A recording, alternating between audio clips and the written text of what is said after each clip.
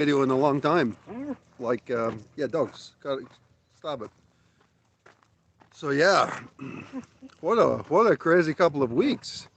Oh, I get two dogs here driving me bananas. But crazy couple of weeks we've had here. You know, RASA. What can I tell you? RASA. Do RASA. Just do it. If you're even mildly interested in consciousness, it just seems like a no-brainer. I mean, I guess. I was talking to somebody just recently, and they were a couple of people actually, and they were comparing it maybe to 5-MeO DMT. Not as dramatic.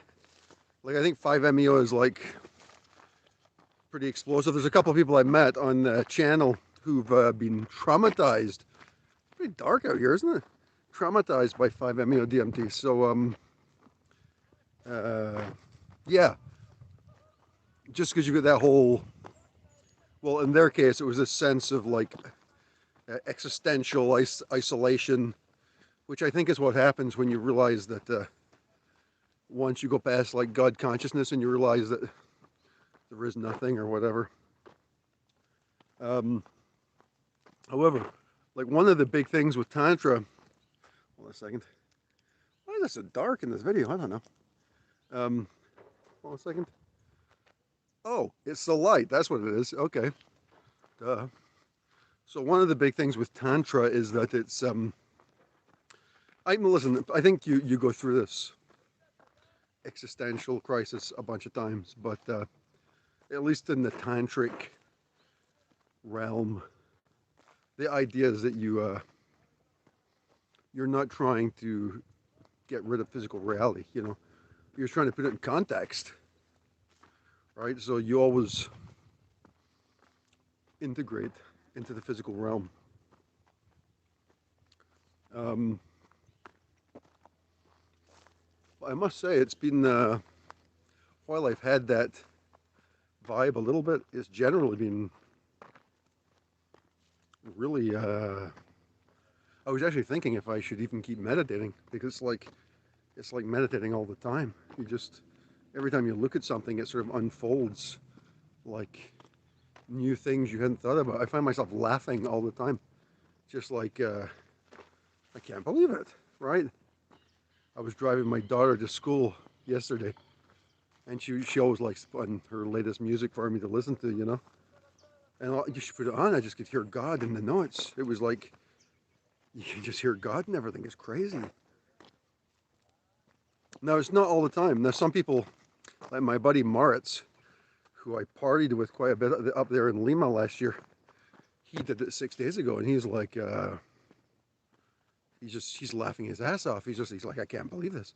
He just spent like a few months in the jungle, dieting shrieks and ango, and he's like, I'm done. This is it. You know, this is what I was looking for. You know, it's amazing. So yeah, so obviously, like, I know a lot of you guys don't follow what I'm doing or whatever. Yeah, teen girls music, vegan dolls, totally. It's actually funny, you know. The girls, they get great taste, you know. Love that new music. Although they're really into anime, so they listen to a lot of like Japanese pop music, which is very sophisticated, it turns out. Um, anyway, what was I talking about? Oh yeah, so Moritz had this big experience. RASA, man, that's all I'm going to talk about is RASA. Really. It's been a hell of a couple of weeks, you know. So there's been just have you been following the community at all? I mean, like the like every day, every time I start meditating, it's like these breakthrough experiences, just like nothing I've ever.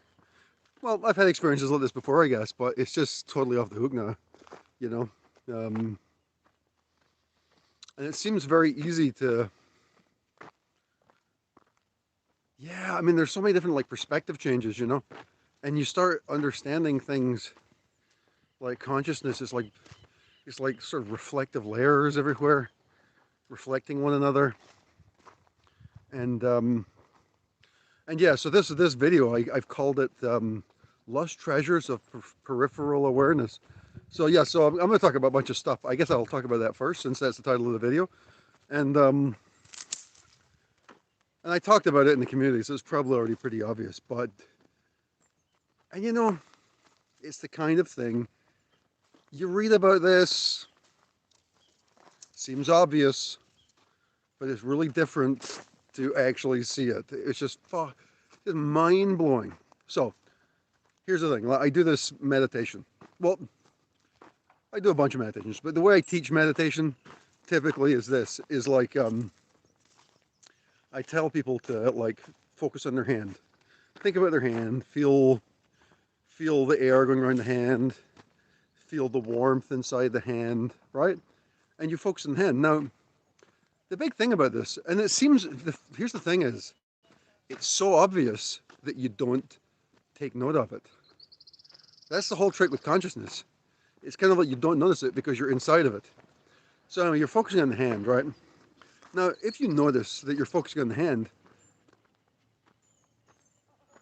for momentarily, you've forgotten about focusing on the rest of your body. Now, the rest of the body's still going, right? If you think about your knees, you can feel your knees. Think about your forehead, think about the forehead.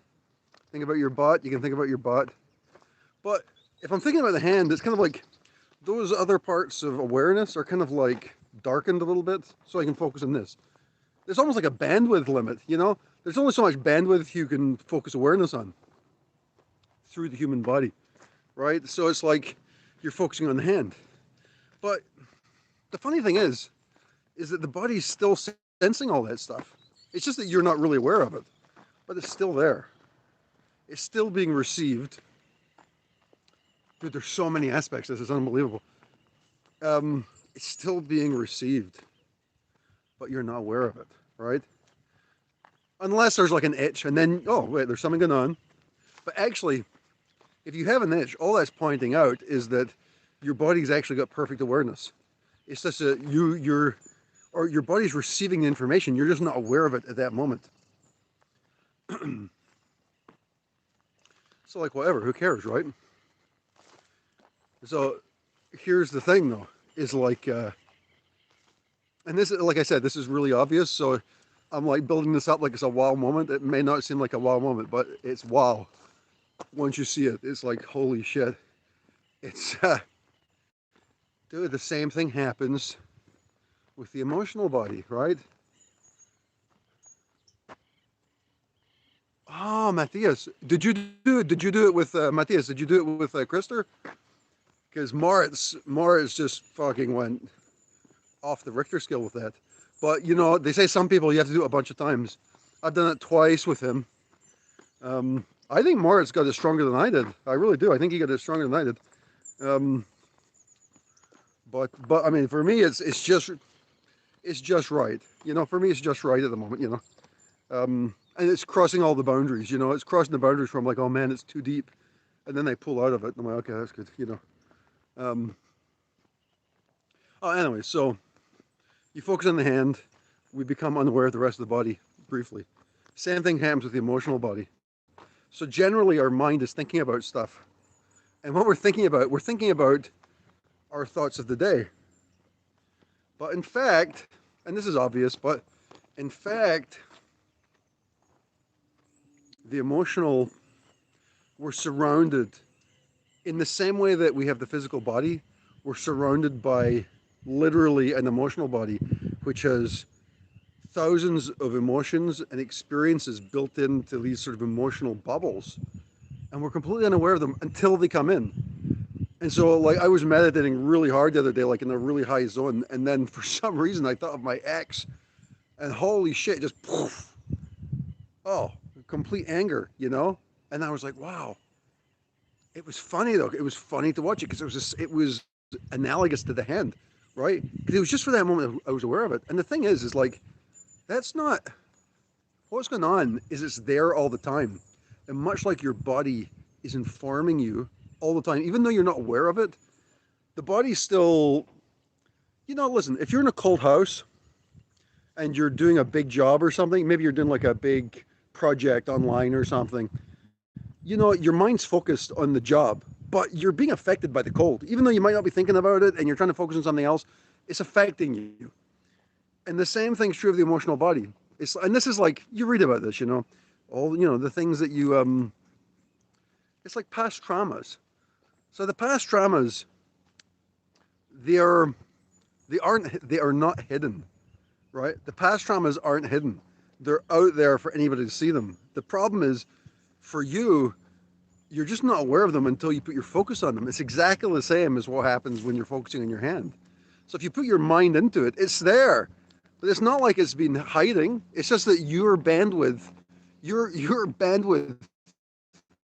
isn't wide enough. Go on. Isn't wide to deal with it. Oh. Anyway.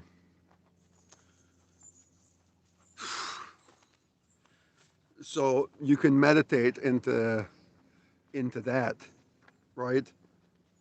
Into that reality. And so here's another angle to this. So I'm saying meditate on the hand, right? So you meditate on the hand. But here's one of the things. This is a great. I mentioned this in my last videos. In the Recognition Sutra, this was a really important lesson from the Recognition Sutras. Christopher Wallace mentions that the way to think about the senses is that they are literal instruments of Shiva, right? So what happens is we tend to identify, because they're our senses, because we're the ones who are sort of in the most direct contact with them, we say, oh, it's my sense of touch, it's my sense of smell, oh, my sense of taste is very developed, or whatever. No, you're identifying one of the tendrils of God as you. That's what it is. And the reason I know that's what it is because I've meditated into it. And so I've had a whole bunch of big experiences I've mentioned, like on the community. And a lot of these have happened just focusing on touch. And so what I'm doing is I focus on touch in the hand, and then I start focusing on it all over my body. So I start trying to amplify my awareness, sort of increase the bandwidth. And then what I do is I start saying, wait a minute, this is literally God's senses. And so what happens is you become aware of this, dude, the precision, the unfathomable precision, just of the sense of touch, just that one to start with. The unfathomable precision of that. It's so astonishing. It's so astonishing. It's beyond what you could ever think of. It's beyond the conception of any human machine. It's unbelievable, the precision of it. And so what happens is you start recognizing that, and you're like, holy shit. I mean, it's literally like the most advanced machine ever made, and it's just one of the senses. And it's been designed to receive all the information of the physical universe down to like the cellular level, and you can see it happening, but your awareness just doesn't pick it up. It's like you're on a 14.4K connection from the 90s, that was fast back then, right? And so you're like so you just don't receive it unless you get into this meditative state. Then all of a sudden the whole thing just blows up in pure illumination, and you're like, so another good way of the sense of touch is sort of more, well, people tend to have a better developed sense of taste, right? All the foodies. I'm a foodie, right? Like I went to college in Portland, Maine, right? And big restaurant town, right? And all what happens in Portland, Maine is all the chefs who burn out in New York City go to Portland, Maine. So you get all these fancy restaurants serving like roasted brisket of black bear in a blackcurrant sauce with a sprig of frog leg, And you're like, what is going on? But the funny thing is how many people are really think of themselves as connoisseur. Oh, I'm a connoisseur. These tastes, they really do work together in such a magical way. They're identifying their sense of taste with themselves. That's not what it is. It's just not what it is, dude. Sense of touch, I guess the most obvious. Sense of touch seems more like pedestrian, right? Until you start talking about sensuality, right? And then all of a sudden, the sense of touch, how you touch things, right? How do you touch? How do you touch things sensually? All of a sudden, it's like a fucking art form, right? And it's like, right? I mean, how many things can you actually express with your hands or with other parts of your body, right? I mean, there's like, I mean, that's what the whole of. I was listening to some the other day. They were doing a master's degree in movement. I'm like, what the fuck is that, right? But that's what it is. It's a it's a focus on communication. What is that? That's like some kind of sensory thing, right? It's unbelievable, man. So this is so in the same way as you might focus on the body and realize that the body is an expression like the senses themselves. I mean, the whole body is, but the senses in particular, because that's really what happens if you look at Tantra. I posted this in the community. There's the recognition of 36 tattvas.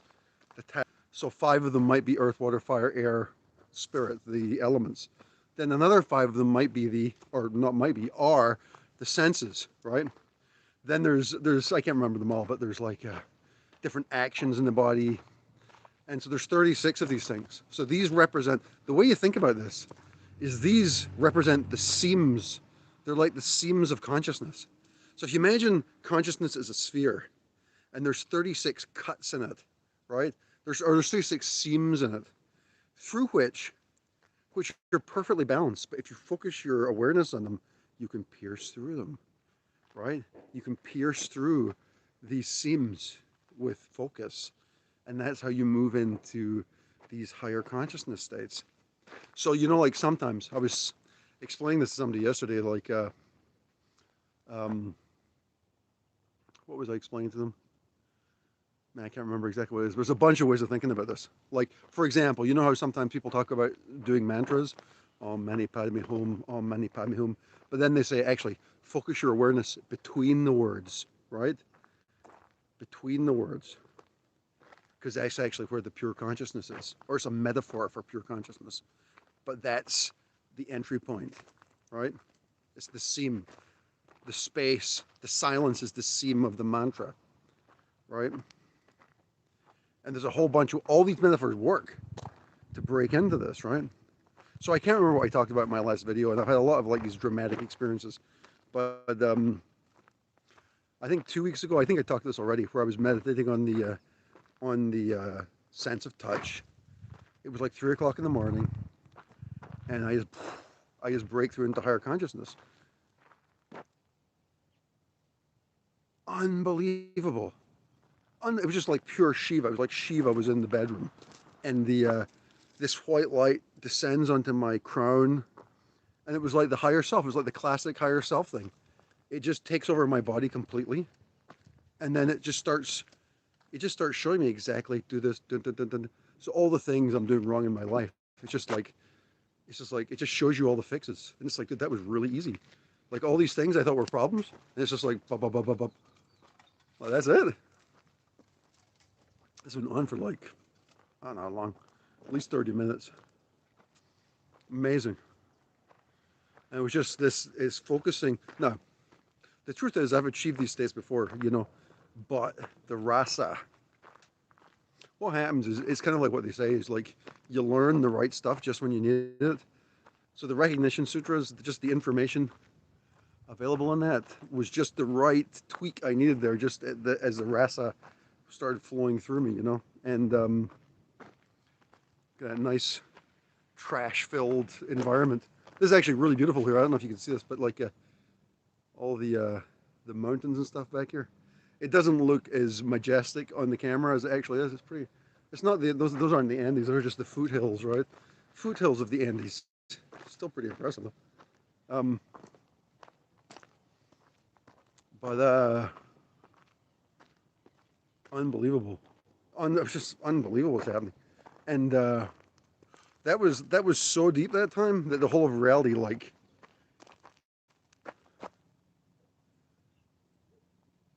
it was like, I explained this in the community, but what happened, it was almost like everything just became like an object. All of reality was split into objects. Thoughts became objects, which you could see them, and it was almost like the Matrix or something. It was like you could see how everything was moving through consciousness in this sort of programmatic, organic structure. You could just see it all. It was unbelievable, and it's amazing. I mean, really, it's more amazing. Is it more amazing than anything I've seen in ayahuasca? I'm going to say yes, it is. One, because I didn't take any exotic plants, and two, because it was certainly as amazing as ayahuasca. I think probably more, just because you're not under the influence of something. It just has a sensibility of it of being slightly more pure, something like that. You know, just a pure vibe. Not that I'm going to badmouth ayahuasca, you know, because it's wouldn't be here without the medicine, you know. So yeah, I mean, I wish I could explain this stuff. The funny thing is about this is you do it, and then the next day you're like, you're kind of back to normal, you know, and you're like, okay. So you're thinking, oh, maybe it's nothing. But the thing with the RASA is the RASA, it's like, it doesn't go away. So it's still here. And so it informs you, like, it informs you just about silly stuff. I don't actually feel it right now, but it's like, it informs you. You'll be looking at something, and all of a sudden you just have awareness of what it is, like at this higher level of consciousness. And you're like, and I think this is what happened, like with Eckhart Tolle. You know, he was saying that when he got enlightened, he was he just sat in the park for 2 years, just looking at stuff, and it's like that. I could easily do that. Just sit and just look at stuff.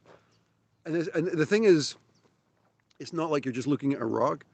What it is you understand, and you understand it, and then it's also this. It's so unbelievable. It's, it's so unbelievable. You're like, what? How can that be true? What was happening today as I was driving around today, and it was this sense. It was almost like depersonalization, but it doesn't scare me because because I've done it, because I've done a lot of practice on meditating on the elements. When everything turns into nothing, so I'm driving around and everything just turns into nothing, right? So what often happens is people start freaking out, you know, like, oh no, and that may still happen. I've certainly had that happen before, you know, and it can get scary. But hold on a second. But today it was kind of like you just sort of anchor, you sort of think about it and you put it in perspective of the elements, and you're like, okay, I know where I am, in consciousness, and how to get back and whatnot. I don't know if you guys are chatting or not. Sorry, I can't really chat right now with the while I'm walking with a stick. Anyway,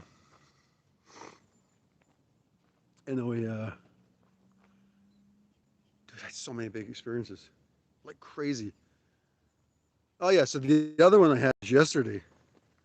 There's another one I want to talk about too. There's one I didn't mention on the Oh yeah, yeah. Before I get to yesterday.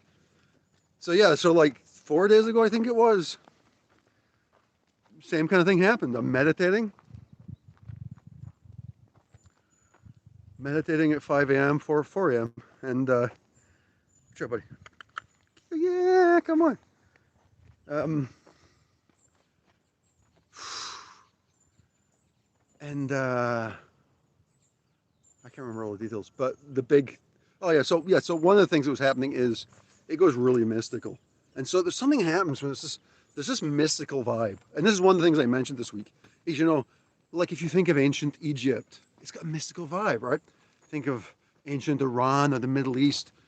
Doo, doo, doo, doo, doo, right? It's all like mysterious and mystical. And you think, wow, that's the vibe of those places. Those places were really quite mystical, right? Ancient Egypt was really a mystical place. And I should close this gate. Hold on a second. I'm being lazy. So the gates are like these, they're like old school homemade gates. He's got a bit of wire there to close it up, right? And so you think, oh, that mystical vibe, that's ancient Egypt. No, no, no, no, no, no. That's a reflection. That vibe is a reflection of who I call the designers of consciousness, right? The designers of consciousness. Now, I first met the designers of consciousness during ayahuasca. And I'm pretty sure that during that video I made a couple of years ago, 3-4 years ago, which was cataclysmic, the meeting the Elohim video, that was the designers of consciousness too. Well, it started off with designers of consciousness, but I went beyond that, and that was way out of my depth. But the designers of consciousness, it's like science fiction, man. It's sci-fi. It's like a first contact experience, and it's like so. It's all very abstract and visual, so you can't really talk about it like narratively. So you can just sort of give little splashes, because you know what happens. It's like ayahuasca. You see something, but it's got great significance, right? And you understand that significance, but then you come back and you can't remember anything, right? You can't communicate it. Same thing with designers of consciousness. They designed the Sri Chakra. The Sri Chakra is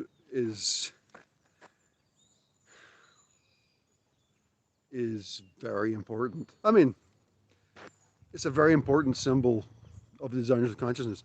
And I'm going to say, I'm 100% sure of this. If you align your life with the Sri Chakra, your life will become better. Don't know why I know that, I just know it. Anything you do to align your life with the Sri Chakra, the Sri Yantra, your life will become better. The end. Just from inferential, that's not just from like being close to it, just a vibrational offshoot. It's not even like, it's just like a side effect, right? That's how high vibrational it is. Anyway, the other night I was going through all these mystical worlds, you know. And from time to time you go through different layers. And like I was saying, this whole sort of structure of the emotional body, which is concealed from us, is concealed from our low bandwidth, doesn't permit us to see it. When you meditate, everything comes into view a lot of the times, you know. Especially when what happens, because, you know, inevitably your mind starts drifting, right? And so, you know, you'll just think about wherever your energy goes to. You don't know where it's going to go. So the other night this was happening, and it was like I started seeing dead people, you know, and these really distorted, ugly faces, like with no eyes, and their mouths are all squashed, and they're like, bah, and they're trying to scare me, you know. And but I'm like, you know, dude, I just been flying through all these ancient cultures and seeing the designers of consciousness. I'm like, this is just like another layer of consciousness, you know. So I'm just like moving through it. But then like some demonic stuff came in, and they're really trying to suck me into this seam of like bad news, you know. So I'm like, okay, usually when this happens, I'll just go into like a mantra or something. And I did the Om Sai Ram mantra, which is the Sai Baba mantra. Om Sai Ram, Om Sai Ram. And I did this, and all of a sudden, it was like Arjuna and Krishna. All of a sudden, I'm on a chariot. I'm on a chariot with Sai Baba beside me, and his winds. It was Sai Baba as a youth, that his hair's blowing in the wind. Unbelievable. And it was like 100% realism, you know. It's just unbelievable, man. Right? Crazy. It's so cool. And we're sort of riding along, and it's just like smiles and the experience and the vibe, you know. The dead people are gone. Then all of a sudden, I don't know how this works, you know, but like, and it's not much of a narrative, but like, and who knows how the transitions work with this, but like, it's like, let's just call it a crash of platinum lightning. Stargate opens. A fucking Stargate opens. And out come the designers of consciousness. And they look like doctors about to take me to the mental hospital, you know. But they look like sci-fi versions of like Thor, like these big sort of muscular Thor guys, Shri chakras everywhere. It was like a first contact. It was like a contact experience, you know. Just unbelievable. Pure realism. Who knows what happened? I don't know what happened.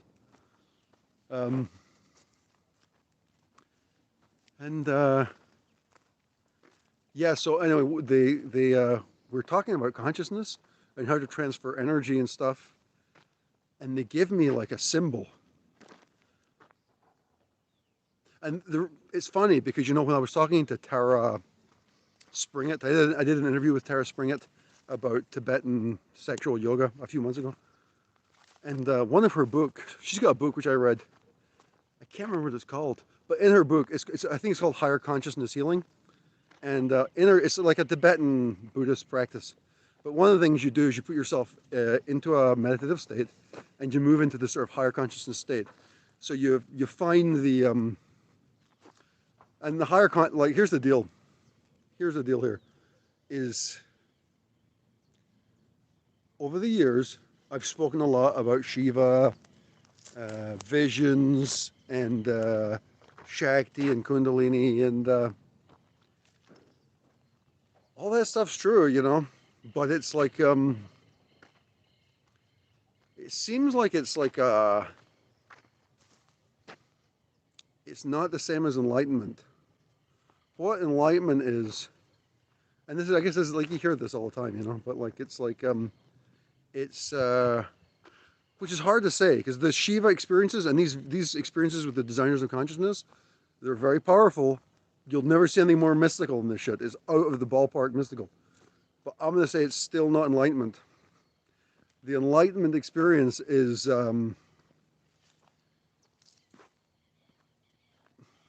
it's like it's the Nisargadatta stuff. You just see the observer. So when you're looking at the designers of consciousness, and then you realize you're observing it. And then what you do is you realize that the observer is divinity, right? So the same way as you recognize the senses as divinity, the observer is divinity. Now what happens is our focus is always pointed away. Our senses guide us away from it. So it's difficult to realize it. So when you usually what happens is you look at the awareness and it just seems like, oh, that's me, right? It's not you. It's not who you think you are. It actually is you, but you haven't recognized it. You're still misidentifying it as Scott or as Vegan Dolls or whoever, you know. So what you need to do is you need to meditate on the watcher, which seems kind of boring at first, but it opens up. It opens up into this fuck me experience, you know, of which the whole of reality is made. It's an endless stream. It's just infinite stream of energy and everything. I think this is, well, I'm gonna say I think this is true, but like everything else, all the visions. You see, now some religions will tell you all the visions are actually it's an illusion, right? It's not real. It's a simulation, whatever. And it's not really true. It's actually it's a reflection, which people also say, but it's like a kind of reflection, and those energies are still real. But in a way, the reflection is just like, it's kind of like lowering the voltage of it. It's lowering the voltage of it so that we can, so that at the human level, it's unbelievable. So the funny thing is if you meditate, oh, there's some messages. Oh, okay. So the funny thing is it begs the question, is it worth meditating on Shiva or Shakti or whatever? If that's not real, right? But it's real enough. And it's still better than, well, here's the thing. Because you see, like 2 years ago, Igor Kufayev told me to, he said to me, he's like, dude, just stop meditating in the chakras, just meditate on the body. I'm like, dude, this seems so boring. It's so physical. Who wants to meditate in the body? But in fact, this is the crazy thing. It's not just the body. It's not just the body. It's like everything is permeated with the divinity. Everything. So it doesn't matter where you meditate. You can meditate on the chakras, it turns into divinity. You can meditate on the body. Meditate on the fucking finger, it'll turn into divinity. Meditate.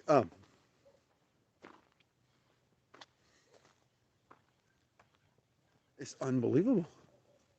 So yeah, obviously I'm trying to. The funny thing is like Krister, who does the RASA, the first session is free, right? It's not free anymore because too many people have gone. I think that's why. Like, I think there's a whole bunch of people. Like Moritz has sent like 5 or 6 people. Like, I don't know how many people have gone from here, but dude, it's so worth it. It's so worth it to do this. Now the problem is like apparently on the grade there's like a numeric meter. What's the measurement of like enlightenment? So like between 700 and 1,000 is enlightenment, right? 1,000 is like really advanced, and apparently you can get to 1,000 in 6 months, right? So if you do it twice a month for 6 months, you can get into this highly elevated state of enlightenment. So what I'm doing now, it's like the fringes or it's crossed the frontiers of enlightenment. It's just amazing. And it feels funny saying that, I mean, how could this even be possible? And it's so easy, you know. You don't have to go to you don't have to spend money in a jungle, right? Like I was saying to Jason Penny, who I interviewed here like 6 years ago, funny guy from Boston, and I was telling him this today, like, dude, you got to do the RASA. He's like, well, how much is it? I'm like, $70 or 70 euros. And he's like, I don't know if I'm prepared to spend 70 euros for true enlightenment. Right? Ridiculous, right? Who wouldn't? How can it be that easy, right? But that's what it is this complete unfoldment of reality. And it's pleasant. It's playful. It's almost like playing with you. And like right now, like I'm saying, don't really feel much. But then like you just look at something and it's just like, and it's like mystical. It's mystical, but like it's almost not mystical because it's just so obvious. That's what it is. It just unfolds and you're like, yeah. Clearly that's what it is, Now the other thing I was saying is right? That's Rasta. The other thing I was saying, another good way of getting into this is like I was saying the tatwas are a good way of getting into the like the 36 tatwas, which I posted on the community on YouTube. Meditating any of those will get you into higher consciousness or between those, And that was why I posted the Rawn Clark video, the 3 or 4 poled person. Rawn Clark's this very influential writer. I think he's pretty influential. I don't think he's really well known, but in the Bardon community, he's really well known because he's like he's very advanced in the Franz Bardon magical tradition, which is based on Tibetan Buddhism more or less, and is based on meditation on the elements. So Rawn Clark in that video has some really interesting techniques about meditation on the elements. And actually the way he does it is he becomes aware of his hand, then he becomes aware of the astral body, then he becomes aware of the mental body inside of the hand. So then you're like, well, what does that actually mean? What is an astral body? What is a mental body? Now you can read up on this, and sometimes reading up on it helps you, but the only way you can really find out is to like meditate on it, right? And so if you meditate on it and you ask yourself, it's like, who am I? Who is my astral body? This kind of stuff, right? Or what is an astral body? It kind of emerges. So one of the ways I try and teach this is I try and teach people like, okay, you focus on your hand and the sensations and touch feelings of your hand. Then you pretend your hand's inside of a glove, right? Then you try and feel the material and the texture of the glove, right? And it was really funny to hear Rawn Clark saying something similar in his video, right? Then maybe you change it. You could change it into like a chainmail glove, for example, and just observe, like, how does that change? How does that imaginative construct change you, right? Maybe it's a leather glove, I mean, whatever it is, right? There's a whole bunch of ways you can do this. But what you do is you observe the impact and changes of these imaginative constructs. And that's how you start discovering. Oh, no, there's an interesting thing about this, too, is like, you see, well, this is something which came up in meditation. Is there a difference between the imagination and the astral body or the astral world? Is there a difference between imagination and the astral world? And I'm going to say, I don't know. maybe there is. I think it's a great thing to meditate on. It's a really interesting meditation. A lot of times meditations are great when they're curious. It's a curious. They're the best. Curious meditations are the best. Is there a difference between the imagination and the astral world? So, like, you often read that the astral world, like, a lot of people often call the astral body the astral double. So it's actually a literal copy of your body out of imaginative material, right? So that implies that it's already here, it's already existing, right?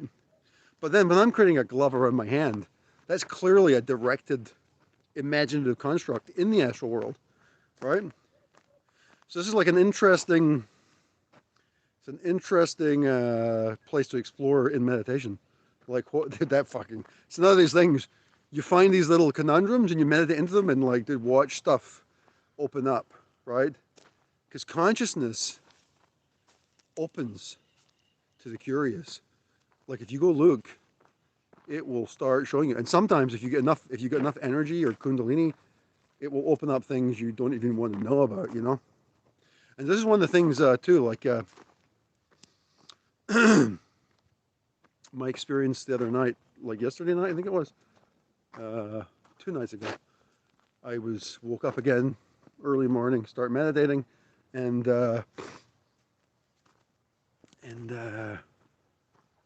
this is kind of personal stuff, but I'm going to say, I know, because I think it's, am I going to talk about this here?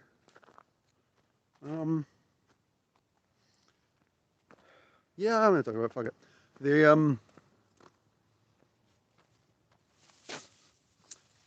There's a film. Ramaji means Ramaji Advaita Shaktipat Achievement. That is completely correct. Ramaji is American guru. He's got a YouTube channel.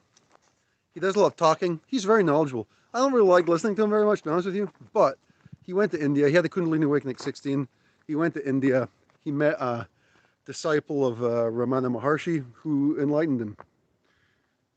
And he had the insight of how to perform it on other people. Or he was given the gift of being able to see how to do it. And it's real. It's fucking real.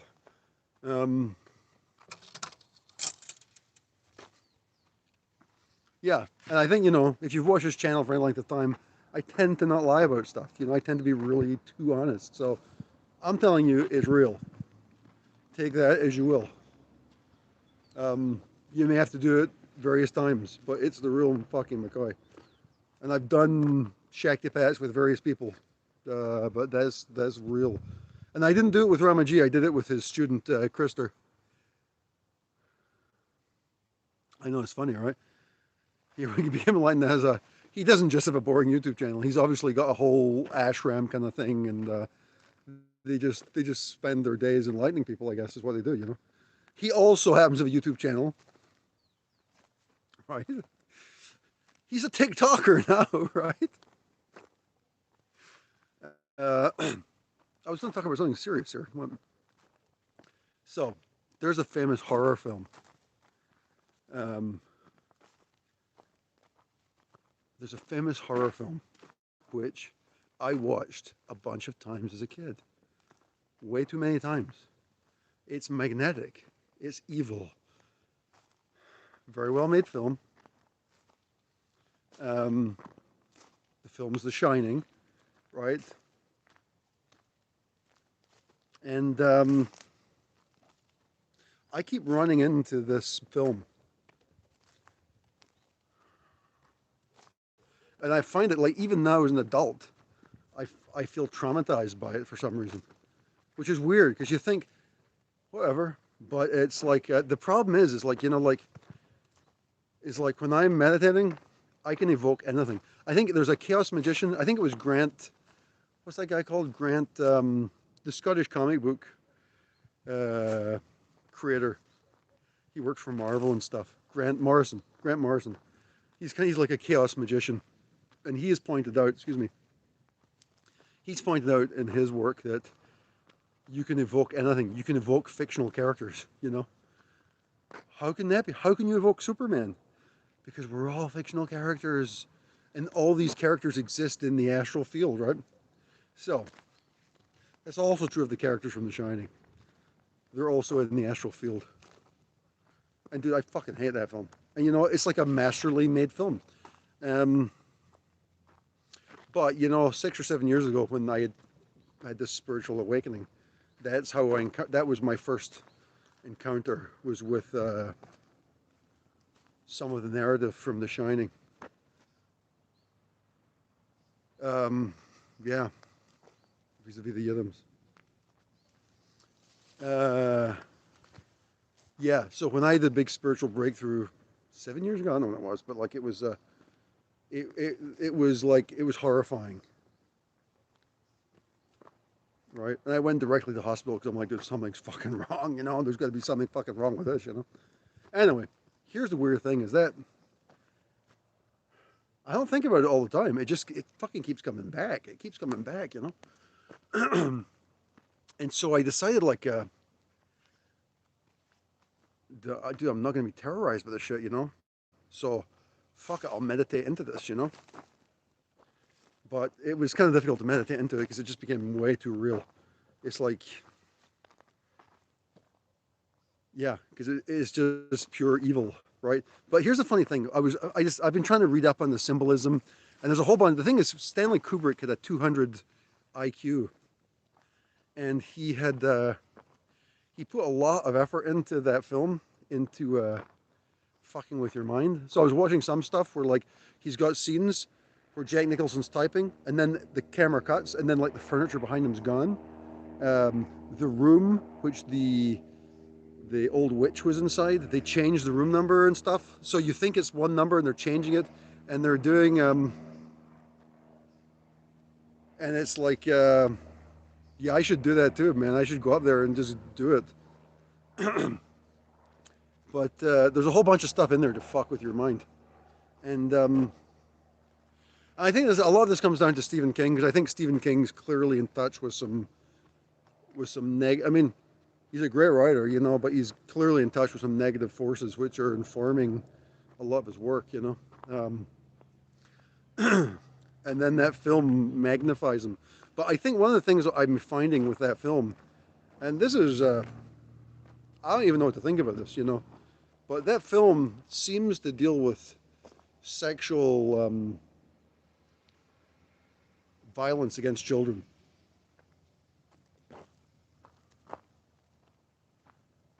Which is interesting, because like I don't think I've never been abused sexually. I don't think. But then you start wondering, you start wondering about this, like what I'm saying about this field of the emotional body, right? This field of the emotional body, and how the bandwidth doesn't allow you to see stuff, right? So there are these like there are these like content bubbles, which are there all the time. We're just not aware of them, but they're there. Now it could be I'm just traumatized by the film because it's a scary fucking film, and it's made that way intentionally. So it could just be that.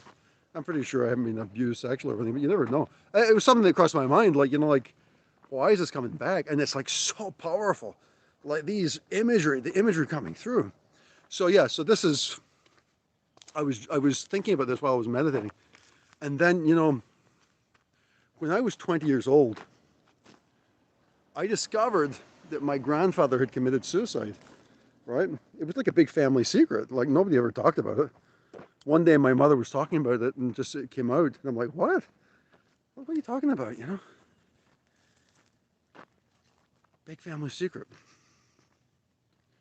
Grandfather committed suicide. Okay. Anyway, Um, who knows what happened? But one night, in my third ayahuasca ceremony, ayahuasca decided to show me what had happened, which I can't discuss on camera. But it was not cool. So then I was thinking maybe it's some kind of karmic thing. There's some kind of karmic. There's some kind of karmic violence, right? There's some kind of karmic violence in the family kind of thing, right? So that's what I'm thinking, right? I'm sorry to hear that, Big and Dolph. Karmic violence. So, and what I'm doing is I'm trying. So I decided, okay, I'm going to meditate into the karma, and let me just see. I'm going to see if I can like just look into this because I'm like, let's razor sharp um, awareness. So I'm like, fuck it, I'll meditate into it. You know. Hold on a second. I'm at the difficult spot here. How am I going to proceed? Okay, this hill's a little steep. The So I meditate into my grandfather and the circumstances surrounding what I'm imagining might be some kind of impropriety. I don't know. You know? Hey, dogs. It's starting to get dark here. Hold on, this is actually a little bit tricky here. If I suddenly disappear, I've fallen and I can't get up. So I'm meditating into this. Meditating, trying to focus my attention, meditating. But it's something about the RASA, dude. It's just not bullshit. It's like everything is available, everything, right? So as I'm meditating on my grandfather, the word comes into my mind, conjuring. Well, that's a weird word, you know, conjuring. Anyway, the whole of reality changes. And I move into this zone of magical conjuration. And, oh, as I'm moving into this zone, there's like a raven. There's a raven screeching at me, and there's all these symbols of like classic. I was going to say classic evil, but it's not even evil. It's just very sinister. It's on the fringes of evil, right? It may not be evil, but it's like the gateway into it, right? So I'm like, okay. But anyway, what I'm doing generally is I'm just like looking at this like, because I'm meditating. I'm not there to exercise magical power, you know, I'm just there to like observe the state of consciousness. Yeah. Oh, this is great talking about sinister stuff down in this little knoll in the middle of the fucking woods. Not. Let me get the fuck out of here, man. So I go into this space of pure conjuration. Very magical vibe. Everything's completely magical. But extremely sinister, right? And so it becomes obvious that, you know, I can conjure my grandfather if I want to, you know. All I got to do is push energy into the situation and it'll happen, you know. But I decided that, you know, well, I am being given classic warning symbols to back out of this, right? So I backed out of it. No point invoking evil, right? And so the funny thing is too, is like, I think you're pulling my leg there, Vegan Dolls. This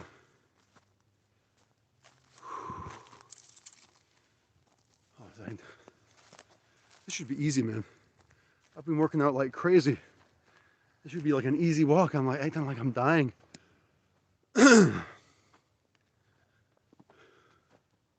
Anyway, listen. I know this stuff sounds crazy. Magic doesn't seem like it should be real, right? How could it possibly be real? But let me tell you about magic. It's fucking real. is really, it's so real. You don't want to know about it. That's how powerful it is. Really powerful. No, that conjuring place, as I mentioned in the community, is well used. That space of consciousness. I discovered it, but it's like not new. It's a gateway to all who want to conjure the dead. But then, the thing is, one of the ways, like if I'm in these scary situations, what I do is I just start focusing on the observer, on the awareness. Because then once you realize that you're just observing something, it sort of feels kind of like a film, right? Sounds like I'm out of shape. I've been doing like an hour of like high intensity workouts every day, man. I'm like actually in pretty good shape, amazingly. But yeah, there you go.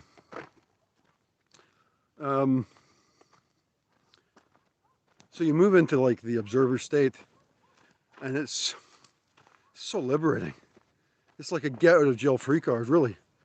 You can just move into that state, and like, but when you do it, whenever you separate from a space of consciousness, and you're in that highly energized state, the separation, just by default, it's kind of like ayahuasca. If you do ayahuasca, like the mandalas and the visions have sort of conscious significance.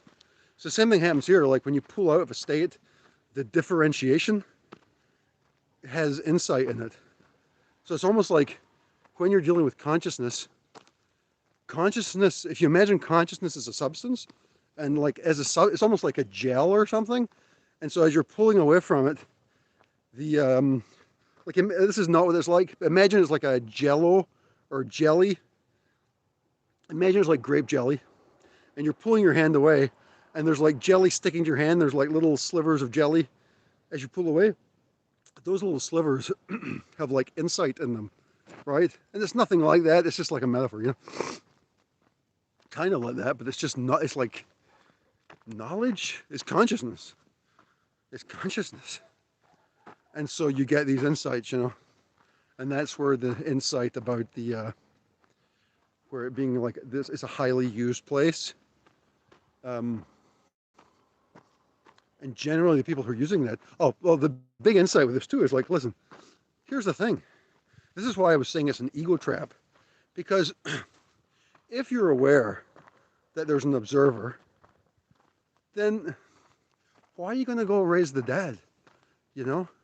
Because whoever died, whoever you were looking for was just a body occupied by spirit. And so when you go looking for the dead, you're actually looking for the body, right? You're actually looking for the body consciousness, which, sorry, is not the most advanced form of consciousness. So why seek it, right? Why seek to know something from the dead? Because it's just like it's a highly simplified low bandwidth consciousness.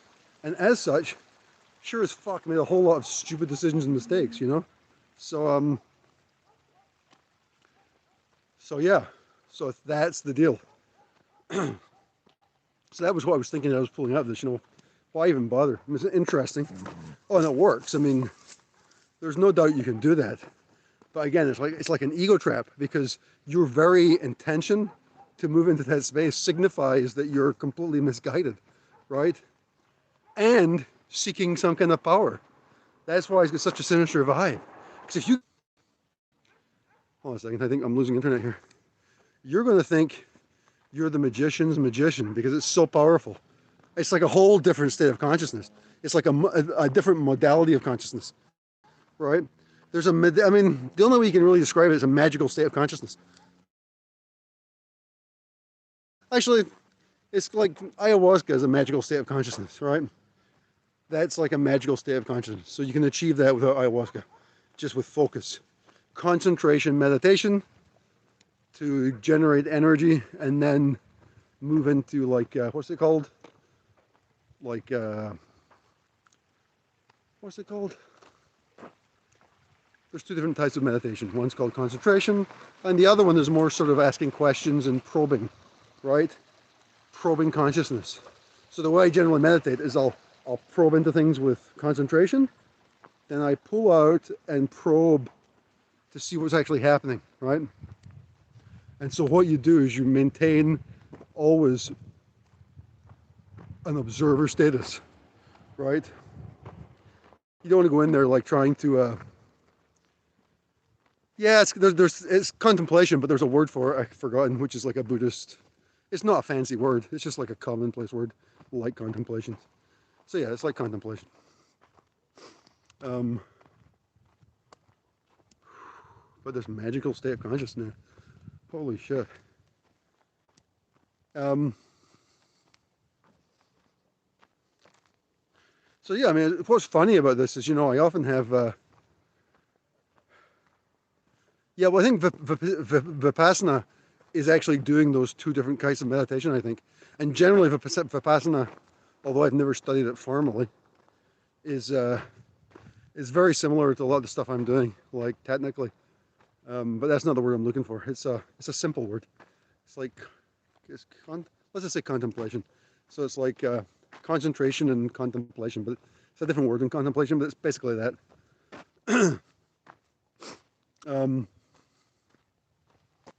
Yeah, so this is probably this is like a cluster of big experiences I've had in the last couple of weeks. I'm going to just write that up to like the RASA. Really, I mean, it's plus like all the daily experiences, which are really mindfulness. It's kind of like mindfulness.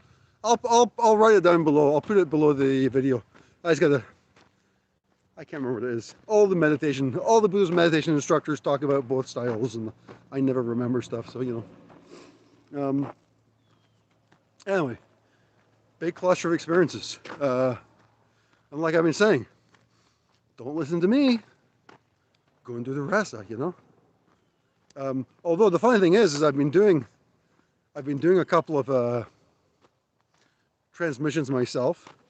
Now, like, the funny thing about the transmissions is like, I'm like, you know, the reason I'm doing the transmissions is because during that experience when I moved into Shiva consciousness a week and a half ago, whatever it was, when the higher self came down, it basically told me to do them, you know, which is not something I don't really want to do them, but it's like, I've decided to sort of go, you know what they're saying? You know, they say this, like, just follow the instructions of the higher consciousness and everything will start working out. So I decided to do it, you know. So I did one like last Saturday, 2 Saturdays ago, which was pretty good. Sort of a learning experience there about, because I know how to move energy, but the whole idea of working with other people with energy. So I wasn't really sure how to work that, but what I discovered is like, as I started just like sort of putting myself, okay, I'm in this situation, I'm going to do, all of a sudden I started having visions, and like the visions were guiding me how to move energy. I'm like, okay, I guess that works. That was new. And then somebody from that group had a big experience from the transmission and asked to to a private one. So we did a private transmission yesterday. Then my shaman Julian called me, and he wanted some energy help too. I'm like, dude, what's going on here, man? So we did a transmission with Julian like on Wednesday, I think it was, or no, today's Wednesday. I don't know, Saturday, something like that. Or this Friday, I don't even know what day it is, man. Yeah, I think I'll do a group one on Sunday. Again, I'm not super comfortable doing it, but it's like I feel like I need to get comfortable doing this, you know, so I'm going to just do it. Hold on. I got to put my glasses on because I'm about to walk over this small ledge, right, which is, I don't know if you can see that. Can you see that? Yeah, where the dog's going. Which is actually, come on, come on. This fucking dog. This dog, every time I talk to it, it stops dead. Right? It's Friday. Yeah. I've got a boring YouTube channel too. Hey, hey, hey. One second. These dogs, one of the things they do is they get crazy. Then they start brushing up against you as you're crossing this thin strip of concrete, making you think, okay, you go first then. Go. Yeah. Jackass. So it's like I'm actually literally walking I should be careful here. Don't want to lose my phone in the water. Hold on a second. There we go. Okay. Yeah. Well, it's funny, Vegan Dolls is calling me Guru Scott, which is clearly a ridiculous thing to say.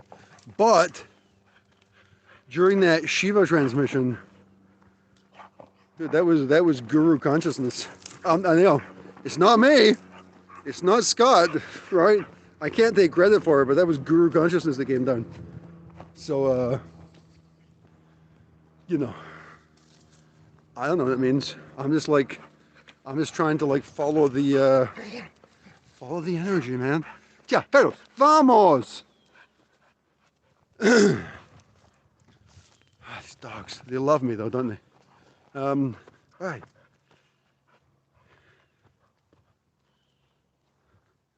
It's not any more ridiculous than Julian. Yeah, but Vegan Dolls, I mean, Vegan Dolls, have you even done ayahuasca? I know you've got a lot of big experiences and stuff, but calling Julian ridiculous? Oh man, that is really a dumb thing to say with pure respect. But I mean, Julian is so not ridiculous as a shaman.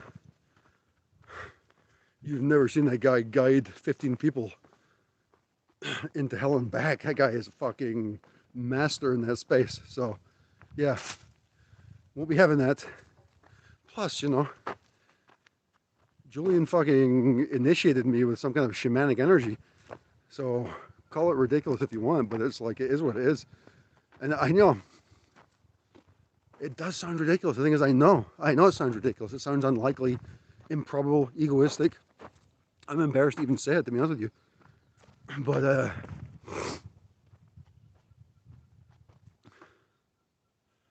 oh, okay. Yeah. Okay, Vegan Dolls. Oh, I'll totally take that then. Totally take that, right? No, this is the funny thing is, like, I think about this, Guru Scott. I mean, that's what Vegan Dolls is saying, right? But the thing is like, I don't know, man.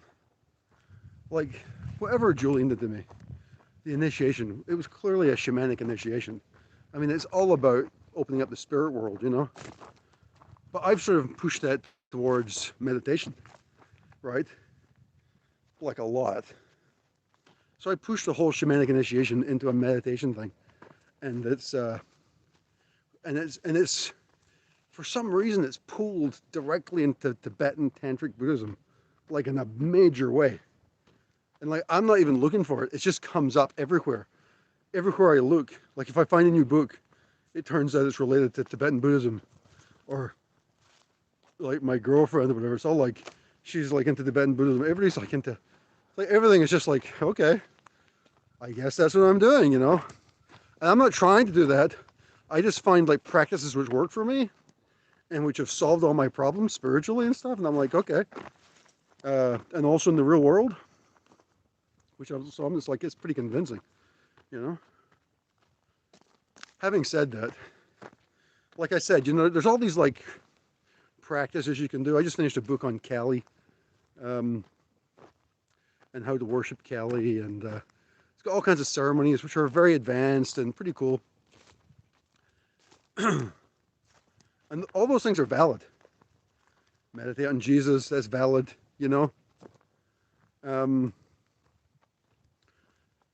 But really, it's like Nisargadatta said, the only thing you really have to meditate on is the observer. It's on witness consciousness, which turns out is real divinity. Right? Now, all these other reflections of divinity are still valuable meditative objects and will actually lead you to divinity.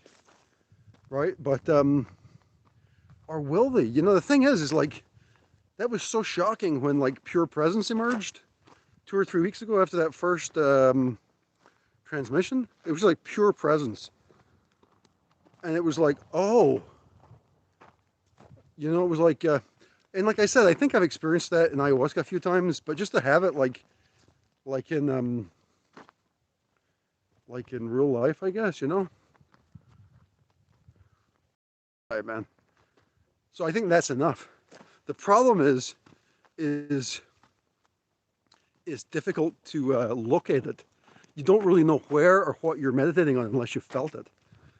So unless you felt it, it's like, it's almost like you can't really understand it. It's easier to understand something like, okay, Shiva, got an image of Shiva in my head, and that will take you to really high states of consciousness, just focusing on that. It'll actually push you there, or it'll push you somewhere. It may not be the same place, but it pushes you to big places, which are useful, and maybe a preparation for the pure presence experience, I guess. Anyway, I think my battery's about to die, you guys, and as you can see, it's actually getting quite dark all of a sudden, isn't it? Don't think about The Shining, right? It's just a terrible thing. You see, if I'm energetic and I think about it, I can fucking invoke the characters. It's terrible. Oh, fucking nightmare. Double-edged sword. So yeah, I guess I'll talk to you guys. See if like go to like finish-me.com. Krister.